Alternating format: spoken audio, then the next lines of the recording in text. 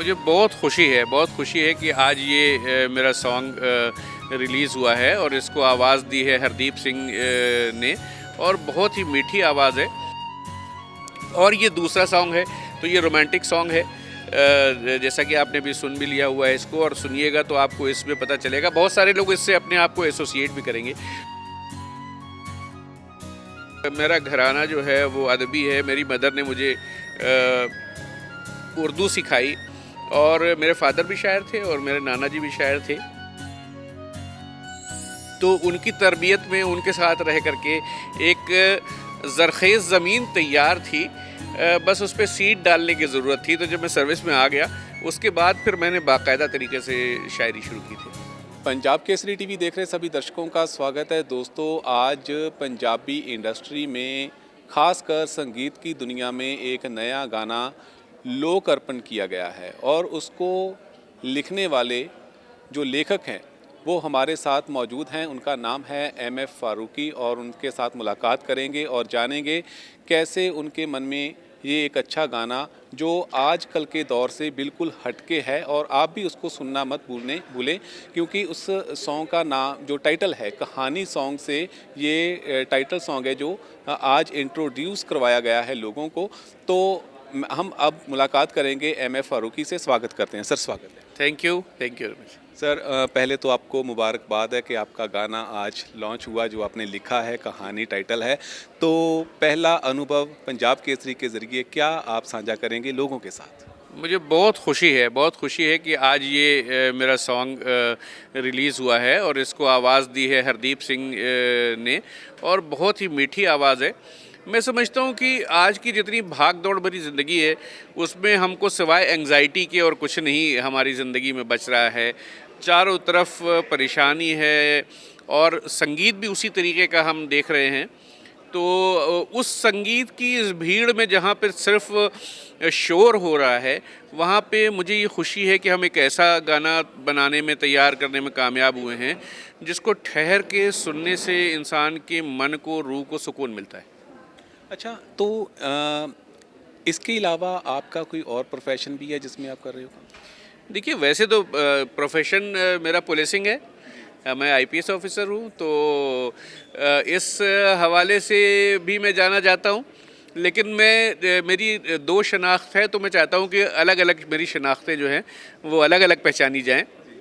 जब मैं पुलिसिंग कर रहा हूँ तो मेरे साथ पुलिस ऑफिसर की शनाख्त होनी चाहिए, और जब मैं क्रिएटिविटी कर रहा हूँ, मैं कहानी लिख रहा हूँ, मैं गाने लिख रहा हूँ, तो उस वक्त मैं एक डिफरेंट ऑफिसर हूँ, एक डिफरेंट इंसान हूँ। वैसे आपका तो जो नाम है वो भी काफ़ी है पंजाब के लोगों को इंट्रोड्यूस करवाने के लिए, लेकिन मैंने फिर भी पूछने की कोशिश की कि खुद आप बताइए कि अच्छा, इसी के साथ मैं अगला क्वेश्चन ये लेना चाहता हूँ, ऐसे में कैसे पॉसिबल हो जाता है कि भी आप लिखते भी हैं और पुलिसिंग भी देखते हैं? कोई लगता है इसमें आपको कोई परेशानी का सामना करना पड़ता है या दिल से ही ये चीज़ निकलती है? नहीं, देखिए, मैं फिर कहूँगा, मैं अक्सर व बेशतर इसे कहता रहता हूँ कि जो फ़िक्र के परिंदे हैं वो अपने दरख्त, अपनी शाखें खुद चुन लेते हैं कि कब किसके जहन पर बैठना है और कहाँ किस तरीके से उनको परवाज़ करनी है। तो मैं ब्लेस्ड हूँ इस मामले में कि फ़िक्र के परिंदों ने मुझे भी चुना और मेरे जहन की शाखों पर वो बैठते हैं। तो ये जिस वक्त में ये प्रोसेस शुरू होता है उस वक्त इसको रजिस्टर करने की ज़रूरत होती है, बस उसके साथ जुड़ जाने की ज़रूरत होती है, उस आवाज़ के साथ आवाज़ मिलाने की ज़रूरत होती है। मैं कई बार भीड़ में भी होता हूँ और तो मुझे अगर शेर आ रहे होते हैं तो मैं वही साथ में ही इसको लिख लेता हूँ। आजकल के दिनों में सहूलत ये है कि हम मोबाइल पे भी इसको रिकॉर्ड कर लेते हैं, तो अगर कभी मौका मिला तो मैं उसको मोबाइल पे ही इसको रिकॉर्ड कर लेता हूँ ताकि जब मैं फुर्सत पाऊँगा तो उसको मैं डेवलप कर सकूँ। अच्छा, तो सर आपने अभी तक क्या कुछ लिखा है, क्या उसको कहाँ का तक भेजा है या पहला ही सॉन्ग है आपका, कैसे है?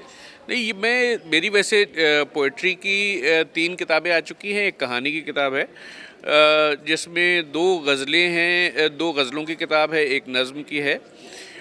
मैंने बहुत सारे गीत लिखे हैं, बहुत सारे गाने, गज़लें भी लिखी हुई हैं और मैं मुशायरों में पार्टिसिपेट करता रहता हूँ, नेशनल इंटरनेशनल सभी में। ये मेरा दूसरा गाना है। इससे पहले मेरा एक गाना अरदास के नाम से मास्टर सलीम ने गाया था। वो स्पीड रिकॉर्ड पे अभी भी है मौजूद। अगर आप अरदास मास्टर सलीम लिखें तो वो आ जाता है। और उसमें मैंने ये कहने की कोशिश की है कि इंसान का ताल्लुक़ उसके रब के साथ जुड़ा होना चाहिए, हर वक्त उसको अरदास करते रहना चाहिए अपने रब के सामने हम्बल रह के, और ताकि वो जो ज़िंदगी का सफ़र हमारा चल रहा है वो उसके साथ जुड़ा हुआ रहे, ताकि उसकी रहमत हमारे ऊपर बनी रहे। और ये दूसरा सॉन्ग है तो ये रोमांटिक सॉन्ग है, जैसा कि आपने भी सुन भी लिया हुआ है इसको, और सुनिएगा तो आपको इसमें पता चलेगा, बहुत सारे लोग इससे अपने आप को एसोसिएट भी करेंगे। तो ये दूसरा गाना रिलीज़ है और इसके बाद उम्मीद करता हूँ कि आइंदा आने वाले दिनों में और भी गाने रिलीज़ होंगे। अच्छा, तो ये लिखने की आपके मन में पहले बचपन से ही थी या अभी से शुरू किया, क्या था ये? देखो, ये माहौल के ऊपर डिपेंड करता है। मेरा घराना जो है वो अदबी है। मेरी मदर ने मुझे उर्दू सिखाई, और मेरे फादर भी शायर थे और मेरे नाना जी भी शायर थे। तो उनकी तरबियत में उनके साथ रह करके एक ज़रख़ेज़ ज़मीन तैयार थी, बस उस पे सीड डालने की ज़रूरत थी। तो जब मैं सर्विस में आ गया उसके बाद फिर मैंने बाकायदा तरीके से शायरी शुरू की थी। तो इसको अगर छोटे शब्दों में, लेकिन बड़े शब्दों में, छोटे अगर थोड़े शब्दों में कंक्लूड करना हो तो ऐसे, अगर बड़े शब्दों में और उसमें अमीरी भरनी हो तो ये भी कह सकते हैं घराने से हैं आप। हाँ, ये कह सकते हैं कि घराना है। और मैं जिस ख़ानदान से ताल्लुक़ रखता हूँ उसके लोग अदब के साथ हमेशा जुड़े रहे हैं। जी। अच्छा, तो अभी आपके आने वाले समय भी कुछ ऐसे प्रोजेक्ट हैं जिन पे आप काम कर रहे हैं? हाँ, ज़रूर, कुछ एक प्रोजेक्ट हमारे हैं ऐसे जिसके ऊपर हम काम कर रहे हैं। एक सॉन्ग अभी हम करेंगे जल्दी ही, ये हरदीप के साथ ही उसको मैं प्लान कर रहा हूँ। वो भी बड़ा अच्छा नॉस्टैल्जिक सॉन्ग है। और एक सॉन्ग शायद हम जल्दी अभी किसी और सिंगर के साथ, अभी प्लान हो रहा था मेरा इनके साथ, मिस्टर विक्रम के साथ, तो शायद जल्दी ही इसको हम नेक्स्ट मंथ तक में रिलीज़ करने की तैयारी करेंगे। जी। अच्छा, तो सर आप कौन-कौन सी भाषाएं जानते हैं? पंजाबी, आपने हिंदी का उर्दू का तो ज़िक्र किया, इसके अलावा और कौन सी भाषा जानते हैं? देखिए, मैं वैसे तो बेसिकली हिंदी भाषी क्षेत्र से हूँ, तो मुझे हिंदी आती है, मुझे उर्दू आती है, इंग्लिश आती है मुझे। इसके अलावा मैं ब्लेस्ड हूँ कि मैंने पंजाब में आकर के जो काम किया है उससे मेरी पंजाबी मैंने बहुत क्लीनली ऑब्ज़र्व किया है। इतनी मीठी ज़ुबान है, तो मैंने कोशिश करी है कि इसके अंदर मैं पोएट्री कर सकूँ, वो जिसके अंदर लताफत हो, जिसके अंदर बारीकी हो, जिसके अंदर फ़िक्र हो, ताकि लोगों की फ़िक्र को महमेज़ मिले। एक बार लोग वो पुराना जो संगीत था जिसमें लोग ठहर के एक बार रूहानी चीज़ें सुनते थे, चाहे वो मोहब्बत से रिलेटेड हो, चाहे सूफियाना से रिलेटेड हो, तो वो एक बार ठहर के सुने। तो ये पंजाबी मेरी चौथी ज़ुबान है। इसके अलावा मैं पर्शियन लिटरेचर में मास्टर्स करी है मैंने। अच्छा, ये चीज़ें आपको मदद करती हैं लिखने में? जैसे उर्दू भी जानते हैं, पर्शियन में आपने लिटरेचर कर रखा है, आपने पंजाबी के भी आप गो थ्रू हो चुके हो, तो ये चीज़ें मदद करती हैं? बहुत ज़्यादा मदद करती हैं।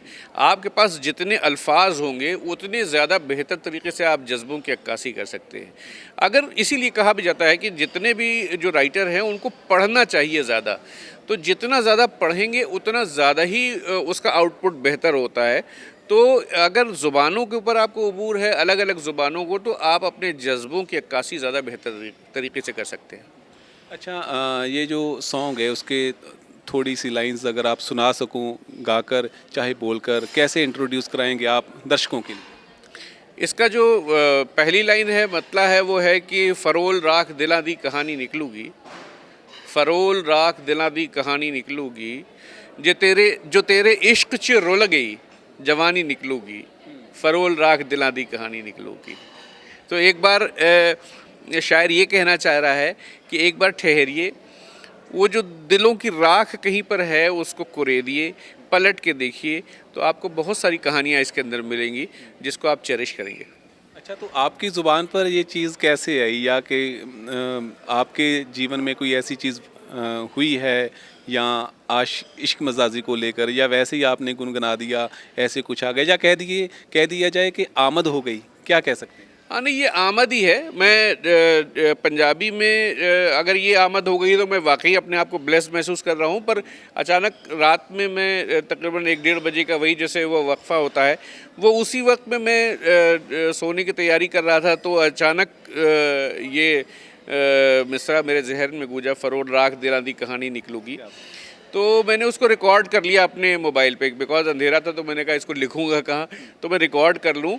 और मुझे बहुत टेम्पटेशन थी कि मैं इसको अभी लिखूं, पर मैंने कहा चलो इसको थोड़ा सा टाइम दे करके देन करते हैं। तो जब ये मिसरा मेरे जहन में गूंजा तो ये इतना कैप्टिवेटिंग था कि मुझे लगा कि इसके ऊपर इसको ज़रूर डेवलप करना चाहिए। और फिर धीरे धीरे करके बात आगे बढ़ती रही, तो थैंक गॉड कि ये चीज़ डेवलप हो गई। तो मेरा लास्ट सवाल है, क्या आप लोगों को कहना चाहते हैं जो आज की ऑडियंस है उसका फ्लेवर भी कहते हैं कि चेंज हो गया, लेकिन उसी समय एंड इसी मौके में जब फ्लेवर चेंज है तो आप अपना नया फ्लेवर देने के लिए तैयार हैं और गाना लॉन्च कर दिया, तो क्या कहना चाहते हैं आप ऑडियंस? मुझे लगता है कि आज की जो भाग दौड़ वाली ज़िंदगी है, जिसके अंदर हमको ठहरने का मौका नहीं मिल रहा है, हमारे या तो कदम तेज़ हो गए हैं या हमारे कदमों के नीचे रास्ते तेज़ हो गए हैं, उन चीज़ों के दरमियान इतनी तेज़ रफ्तारी हमेशा हमको एंग्जाइटी देती है इंसान को। तो जिस तरह की परेशानियों वाली ज़िंदगी है, जितना लोगों के दिमाग पे बोझ है, उसमें मैं ये मैसेज देना चाहता हूँ कि हमको ठहर के वो सोलफुल संगीत सुनना चाहिए जो इंसान को रूहानी तरीके से उसकी तरबियत कर सके। एक बार ठहरना चाहिए, एक बार गौर करना चाहिए और अपनी ज़िंदगी को उस पुरसुकून रास्ते पर लेके जाना चाहिए जहाँ पर कामयाबी हमेशा भागदौड़ और तेज़ रफ्तारी के अंदर नहीं महफूज है। कामयाबी इंसान की शांति में, सुकून में और तमाम और दूसरी चीज़ों में भी महफूज है, और उसको हमको दूसरी जगह पे तलाश करना चाहिए। तो मेरा ये मैसेज है कि एक बार हम अपनी तेज़ रफ्तारी को थोड़ा सा कहीं विराम दें, लगाम लगाएं उस पर, ठहरें, एक बार सोचें और इस तरह के सोलफुल गाने सुने, ऐसा म्यूज़िक सुने जिससे इंसान की रूह को आराम मिलता है। तो एक बड़ी कोशिश की गई है, जो राइटर हैं एम.एफ. फ़ारूकी और जो संगीत को आवाज़ दी है, जो गाने को आवाज़ दी है, वो हरदीप सिंह हैं जो कि इंडियन आइडल फेम हैं। तो जब इन्होंने गाना लॉन्च किया, आज दिखाया, तो प्रीमियर था जो, उसमें जब गाना सुना तो वाकई वो काफ़ी अच्छा सॉन्ग है। तो आपको भी ये गाना ज़रूर सुनना चाहिए। कहानी के नाम से ये यूट्यूब पर लॉन्च कर दिया गया है। आपके दिलों को भी ये गाना सुकून देगा। आप बने रहे पंजाब केसरी टीवी के साथ। मेरे साथ कैमरा पर्सन विशाल कुमार।